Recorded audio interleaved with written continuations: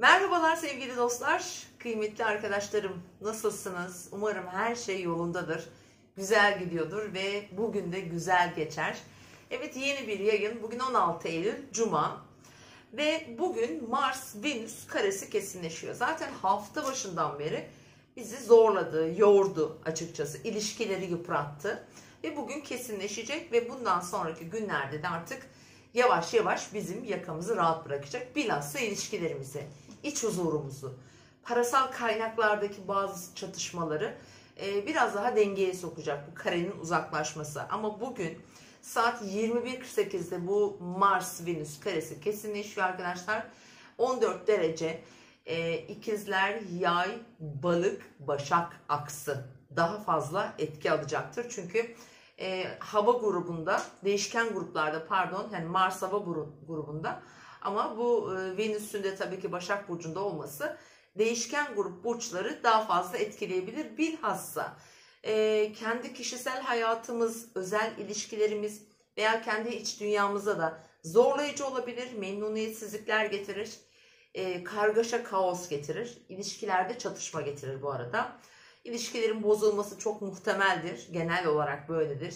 Parasal kaynaklar için de aynı şeyi söyleyebiliriz. Sağlıkla ilgili bir takım zorluklar teşkil edebilir. Mars İkizler Burcu'nda olduğu için tabii bu iletişim, medya, basın, yayın, ondan sonra buradaki dijital konular, bu trafik, özellikle araç trafiği, hava yolu trafiği vesaire, buralarda da bazı zorluklar getirebilir hayatımıza.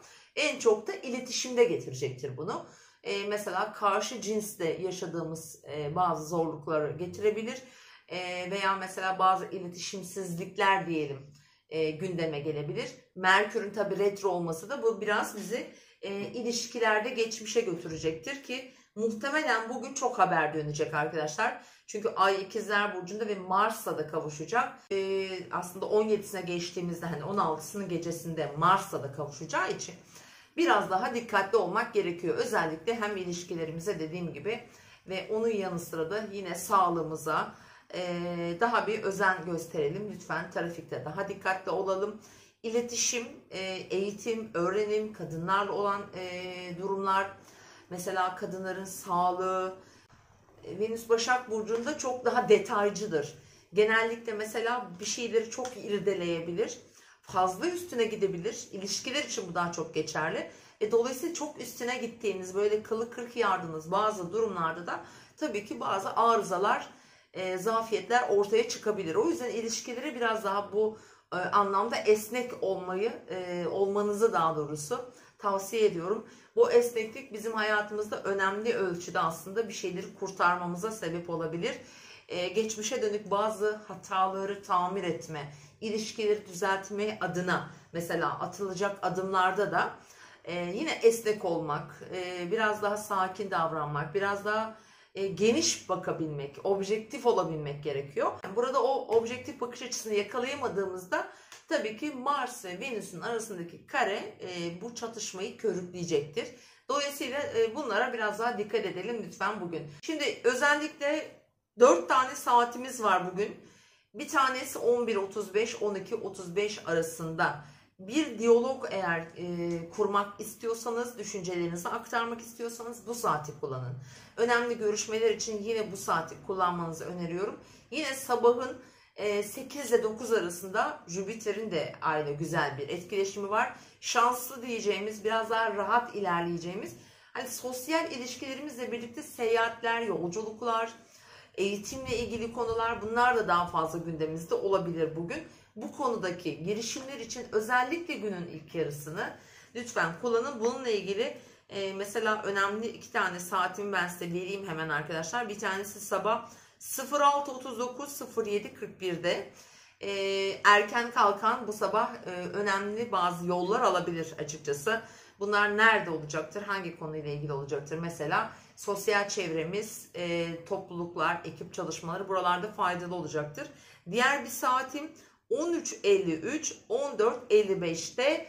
Bu da mesela yine gece saatlerine denk gelen Venüs Mars karesi var ya, o saat 21 sıralarında gerçekleşecek. Ama bu saatte girişilen, yapılmak istenen atılmak istenen adımlar, mesela ne olabilir başka? Eşle ilgili konularda, ticari anlamdaki anlaşmalar, ki burada ticareti de önemli, ticari konular, ilişkilerle ilgili, çocuklarla ilgili, sanatla ilgili. Mesela öncesi olmuş, başlanılmış, yarım bırakılmış işlere de girişmek, onları devam ettirmek, tamamlamak için yine bu saati lütfen kullanın. 13.53, 14.55 güzel bir zaman. Herhangi bir konuda red edilmesi zor bir, herhangi bir konuda red edilmezsiniz bu saati kullanırsanız eğer. Diğer yandan baktığımda bugün mesela aileyle ilgili konularda paylaşımlar, parayla ilgili özellikle gündemde olacaktır. Maddi konular biraz daha ailevi alandan gelecektir. Onun yanı sıra aile içindeki kadın figürler bugün, mesela kardeşiniz, sevdiğiniz birisi, bir yeğen, kuzen de olabilir gerçi, ama onlarla da ilgili bir takım zaaflarımız varsa, işte sıkıntılarımız varsa, arada sorunlar yaşıyorsak bugün onları da tetikleyecek bir enerji olacak. Mars'la Venüs'ün karesi. Ama daha çok dediğim gibi tekrarlıyorum, 14 derecelerde ikizler, Başak, Yay ve Balık burçları daha fazla en azından hani olumsuz yönde etki alabilirler. Yani herkes de tabii ki etkilemeyecektir. Sevgili dostlar, bu durumda mesela şuna da dikkat etmek gerekiyor. Mars ikizlerde olduğu için iletişim, dijital konular, oradaki mesela mail adreslerimiz, banka kartlarımız, buralara da dikkat etmek gerekiyor. Orada da bazı zorluklar çıkarabilir, hırsızlıklar, işte yanıltıcı durumlar söz konusu olma ihtimali var. Onun dışında bugün daha ne olsun diyeceksiniz, aslında pek fazla açımız yok. Açımız bu şekilde ilerliyor ama bugünü bir fırsat olarak da değerlendirmemiz gerekiyor. Şöyle ki, şimdi ayımız ikizler burcunda Mars'la da kavuşacak, gece saatlerinde olacak ama şimdi tabii yönetici gezegen Merkür bugün burada retro. İnanılmaz hızlı bir zihinsel potansiyel var. Aklımız, zihnimiz birçok konuya gidecek. Birçok konuyu çözmek, birçok konuyu halletmek isteyebiliriz. Daldan dala da atlayabiliriz bu arada. Çünkü Merkür Retro'ya biraz geri planda çalışacak.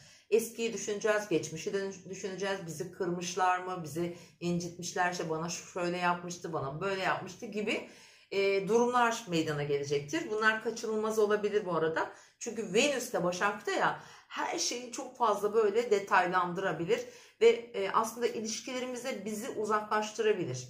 Yani sevdiğiniz insanlardan uzaklaşabilirsiniz veya hani biraz itici gelmeye başlarsınız. Dolayısıyla bunlara bugün dikkat etmek gerekiyor. Ama diğer yandan evet, şifalandırılabilir. Bazı sağlık sorunları için de aynı şeyi söyleyebilirim. Çocuğunuz, sevgiliniz, kazançlarınız da olabilir. 5. ev sanat ve yaratıcılıktır. Şimdi Merkür orada bugün. Ondan sonra Venüs de biraz daha böyle aile içindeki kişileri, sanki aile içindeki kadın figürler, dişi figürlerle olan bazı gerginlikleri telafi etmek diyelim. Ara buluculuk gibi düşünün. Bunları yapabilirsiniz. Bu arada diyelim ki aileden kalan veya aileden beklenen bir para var. Bir miras var, bir sigorta, vergi vesaire, bunların işte geri dönüşü olabilir. Bir mahkeme sonucu da olma ihtimali var aslında bakarsanız. Yine bunlar da çalışacak bugün. Ama bugün ilişkilerde oldukça esnek olmakta çok fayda var kıymetli dostlarım. Eğer böyle bir gelişmeniz varsa çatışmaya gidebilir. Onu biraz daha önemli ölçüde dikkat etmek gerekiyor. Sağlıkla ilgili konular, işte ufak tefek sakarlıklar, kazalar, hani sağlık sorunları da getirme olasılığı var. Bunlar da bizim için önemli olacaktır. Ama gün geneline baktığımızda ateş elementi eksik bugün arkadaşlar. Bu bizim için yapmak istediklerimizi engelleyen bir faktör olabilir. Hava elementi yüksek. Bu demek ki uyum sağlayabiliriz. Aslında bazı şeyleri dengeleyebiliriz. Daha esnek olabiliriz. Sorunlarımıza daha rahat çareler bulabiliriz. Bu anlama geliyor. Ama tabii ateş enerjisinin eksik olması da biraz bizi geri planda tutabilir. Bunun için de biraz girişkenlik diyelim.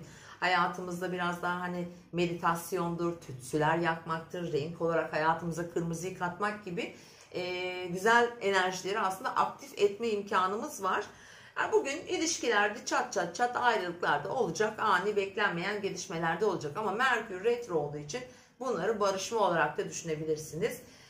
Sevgili dostlarım. Vallahi enteresan günler, enteresan durumlar var. Haftanın en stresli diyelim ya da bizi zorlayabilecek günü olacağını aslında söyleyebilirim. Fikir ayrılıkları daha çok olacaktır. Aynı zamanda aniden fikir değiştireceğiz. Bakın o kadar hızlı ilerleyecek ki, çünkü şu anda hani Merkür zamanı durduruyor ama hani Ay bize burada biraz daha hızlandırıyor düşüncelerimizi. Dolayısıyla biraz çatışmalı söz konusu olacak. Yani çatışmalı durumlar söz konusu olabilir. Ama şunu söyleyeyim, bugünün ilk yarısında geçmişte problem teşkil eden birçok konu için başarı getirebilir. Özellikle saati tekrarlayın. 06.39, 07.41, 13.53, 14.55 ve bir üçüncü saatimiz daha var. 21.00, 21.58 arasında da yine ilişkilerimizi yoluna koymak için, haberleşmek için, telefon etmek için veya güzel bir zaman geçirmek istediğiniz biri varsa da bu saatleri rahatlıkla kullanabilirsiniz değerli dostlar. Mutlu bir gün diliyorum. İzlediğiniz için teşekkür ediyorum ve beğenileriniz, yorumlarınız için de tekrar ayrıca teşekkür ediyorum. Görüşmek üzere diyorum.